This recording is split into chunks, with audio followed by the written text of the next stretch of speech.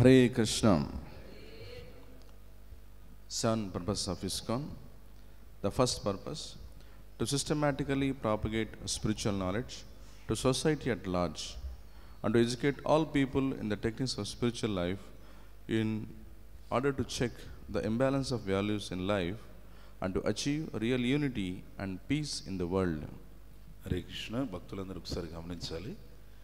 ద్వాదశి పారాయణ సమయము ఉదయం పూట 10:21 తర్వాత నుండి అర్ధరాత్రి వరకు ఎప్పుడైనా ద్వాదశి పారాయణ చేయవచ్చు. అంటే 10:21 వరకు మనకి ఏకాదశి కొనసాగుతుంది, గుర్తించాలి.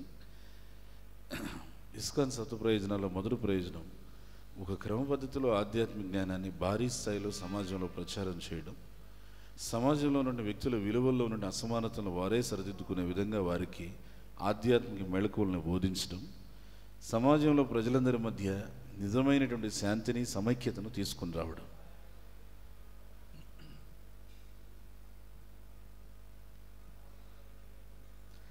Shri Vamanadeva Appearance Day from Srimad Bhagavatam, Canto 8. Cause of the Lord's appearance.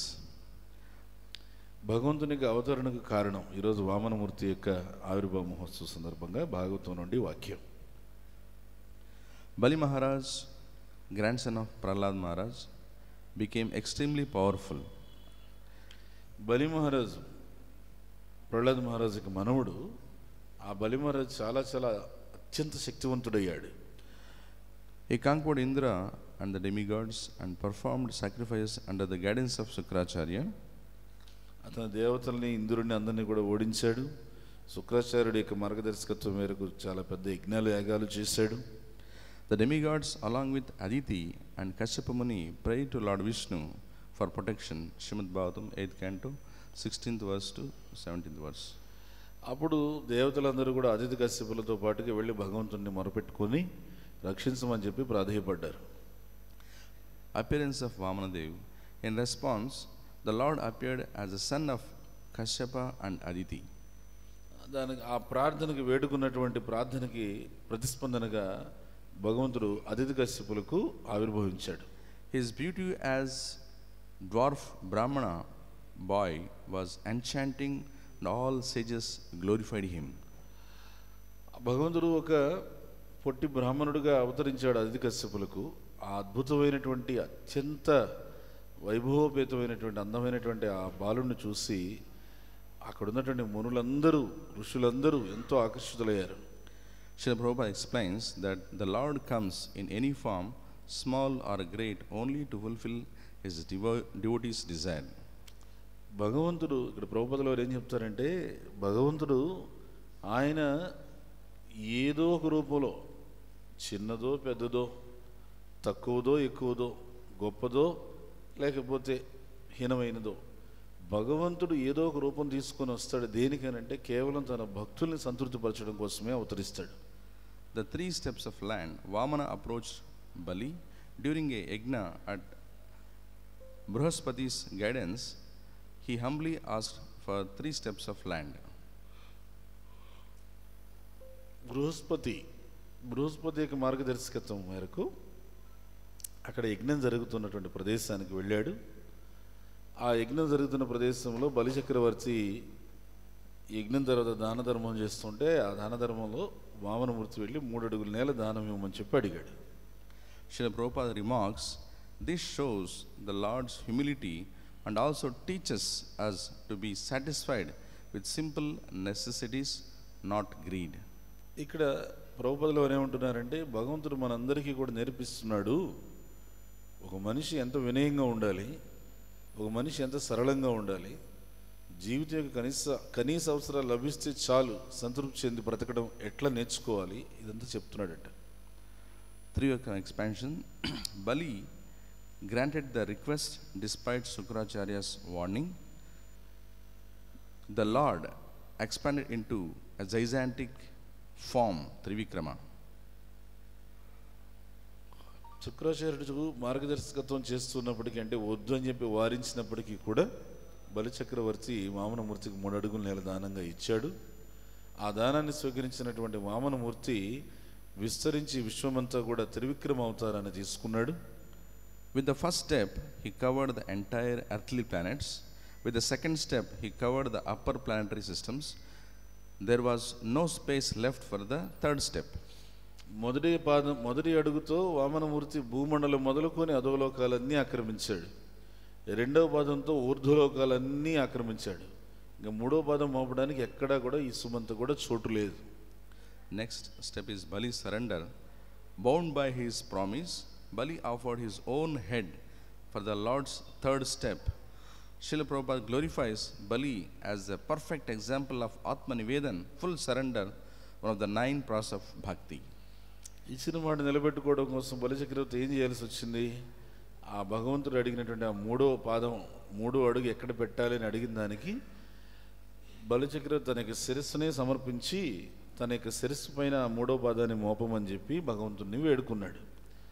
ప్రభుపాదులు వారు ఏం చెప్పారంటే అక్కడ బలి మహారాజు సంపూర్ణ శరణాగతి అంటే ఏంటి అందరికీ నేర్పించడానికి ఈ అద్భుతమైనటువంటి ఈ కార్యాన్ని చేసి భగవంతునికి ఈ విధంగా ఆయన తనను తాను ఆత్మసమర్పణ చేసుకున్నాడు అని చెప్పారు. The Lord's blessings. Vamanadeva did not kill Bali. Instead, he sent him to Sutala Loka and personally became his doorkeeper. భగవంతుడు ఏం చేశాడు? తన పాదాన్ని బలిచక్రవర్తి శిరస్సు మీద మోపిన తర్వాత బలిచక్రవర్తిని ఏమి సంహరించలేదు. భూలోకం నుండి అతని అధోలోకాల్లో ఒకటైనటువంటి సుతల గ్రహానికి పంపించేశాడు. పంపించిన తర్వాత తాను స్వయంగా ఆ సుతల గ్రహానికి వెళ్ళి అక్కడ సుతల గ్రహంలో బలిచక్రవర్తికి రాజభవనానికి ద్వారపాలకుడిగా భగవంతుడు కూర్చున్నాడు. Srila Prabhupada explains, the Lord sometimes takes away everything to bless the devotee with eternal shelter. భగవంతుడు ఇక్కడ ప్రభుపాదులు వారు ఏమని చెప్తున్నారంటే దానికి ఒక్కొక్కసారి భగవంతుడు ఏం చేస్తాడంటే తన భక్తుల నుంచి సర్వస్వాన్ని హరించి వేస్తాడంట, మొత్తాన్ని లాగేసుకుంటాడంట.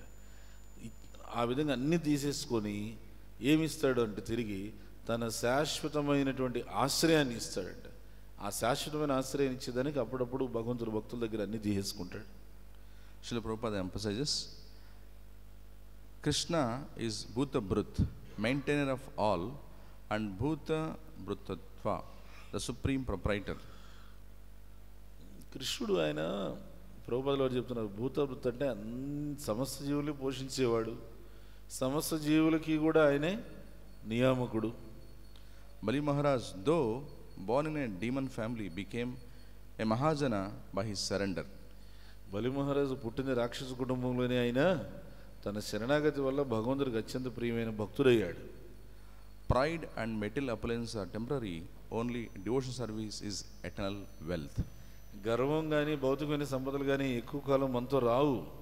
ఆ భౌతిక సంపదను చూసి గర్వించే ఉపయోగం లేదు.